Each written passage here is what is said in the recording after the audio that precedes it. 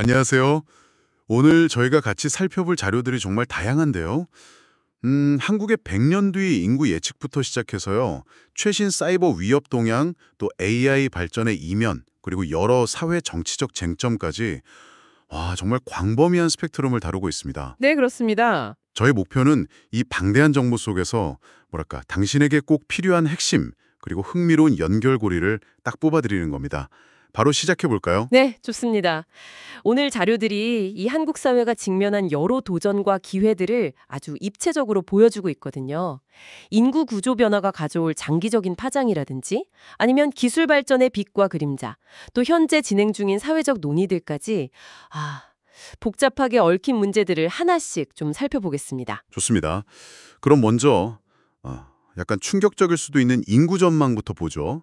이게 100년 뒤에 한국 인구가 753만 명까지 줄어들 수 있다. 그리고 생산 가능 인구 1명이 노인 1.4명을 부양해야 하는 그야말로 역피라미드 사회. 이게 현실이 될 수 있다는 예측인데요. 네. 게다가 젊은 세대가 결혼이나 출산에서 사랑보다는 돈, 집 같은 경제적 조건을 더 중요하게 생각한다. 이런 분석도 있고요. 이게 단순히 숫자 문제가 아닌 것 같아요.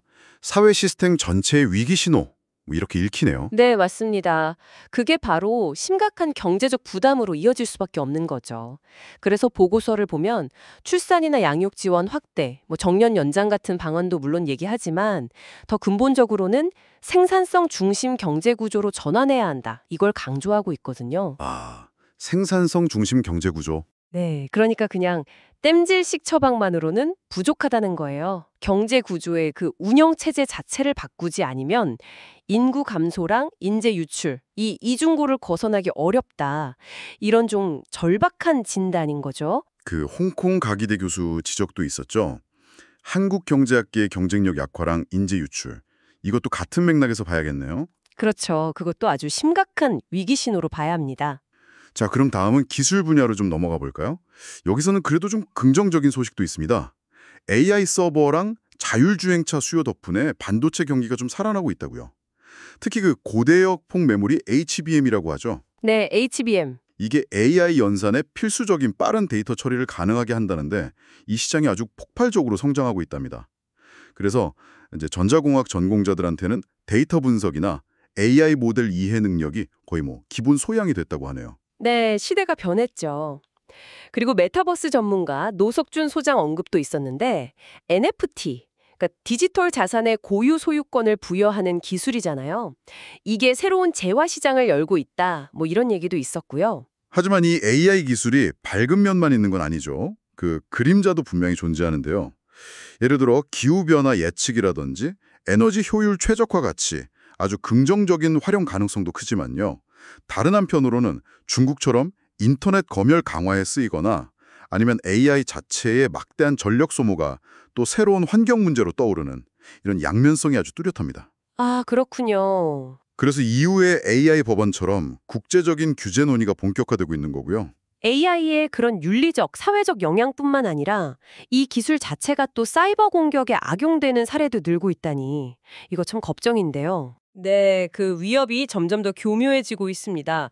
예를 들어서 이란 해킹 그룹 에듀케이티드 멘티코라는 곳이 있는데 여기서는 AI로 생성한 것처럼 아주 자연스러운 이메일 있지 않습니까? 네네. 거기에 가짜 화상회의 링크까지 달아서 특정 인물을 노리는 소위 스피어 피싱 공격을 했다는 거죠. 아주 정밀하게 타겟을 노리는 겁니다. 특정 인물을요. 이야. 네. 그리고 또 악성 코드 유포자들은 블랙캣 SEO라는 기법을 쓰는데요. 이건 검색 엔진을 속여서 악성 웹사이트를 검색 결과 상위에 노출시키는 방식이에요. 검색하다가 그냥 걸리는 거네요. 그렇죠. 사용자가 그냥 AI 관련 정보 찾다가 자기도 모르게 악성 코드에 감염되는 겁니다. 비다나 루마 같은 정보 탈취 악성 코드를 이런 식으로 퍼뜨리고 있고요. 심지어 파일 크기가 800MB가 넘는 엄청 큰 가짜 설치 파일을 이용하거나 아니면 정상 프로그램이 실행될 때 악성 코드를 몰래 띄워넣는 DLL 사이드 로딩 같은 아주 고도화된 수법까지 동원되고 있습니다. 이야, 정말 갈수록 지능적이네요. 자, 이렇게 기술 분야의 밝은 면과 어두운 면을 살펴봤는데요. 이제 우리 사회 내부의 주요 현안들로 좀 눈을 돌려보죠. 김건희 여사 관련 특검 수사 얘기가 나오고 있는데 핵심 관계자들이 소환에 불응하거나 압수수색 영장이 여러 차례 기각되면서 좀 난항을 겪고 있다, 이런 소식이 비중 있게 다뤄지고 있습니다. 네, 그런 보도들이 있죠. 한편 이런 정치적 공방 속에서도 민생 문제 해결을 위한 움직임도 있는데요. 특히 서민들을 정말 힘들게 하는 불법 고금리 사채 문제.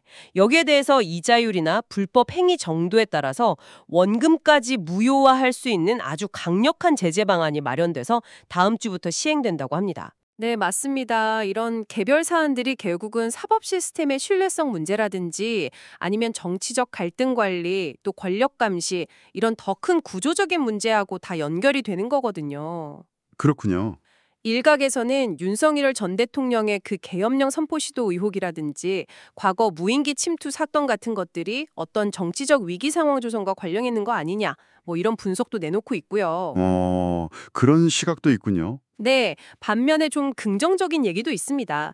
고등학생 시절에 당시 성남시장이던 이재명 현 대통령에게 공원 문제를 아주 당차게 질문했던 학생이 있었는데 10년 뒤에 5급 공무원이 돼서 다시 만났다는 일화.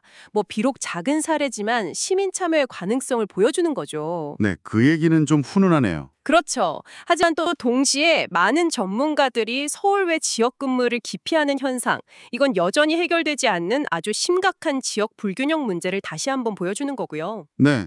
자, 정리를 좀 해보면요. 한국은 피할 수 없는 인구 구조 변화라는 큰 파도 앞에 있고, 또 AI 같은 첨단 기술의 기회와 위험사에서 길을 찾아야 하고, 동시에 사회적 신뢰 회복이라는 이런 복합적인 과제 앞에 서 있는 것 같습니다.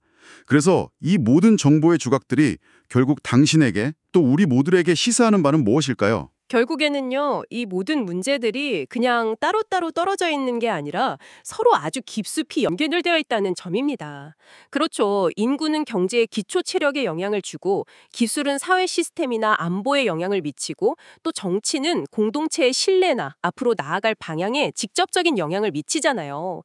이 복잡한 상호작용을 이해하는 게 정말 중요하다고 봅니다. 그렇다면 마지막으로 이런 질문을 한번 던져보고 싶습니다. 이렇게 급격한 인구 변화 그리고 눈부신 기술 발전 또 끊이지 않는 어떤 정치적 논쟁 속에서 다가올 미래에 우리 한국 사회가 발전과 안정을 모두 이루면서 앞으로 나아가려면 과연 어떤 종류의 사회적 면역 체계를 길러야 할까요?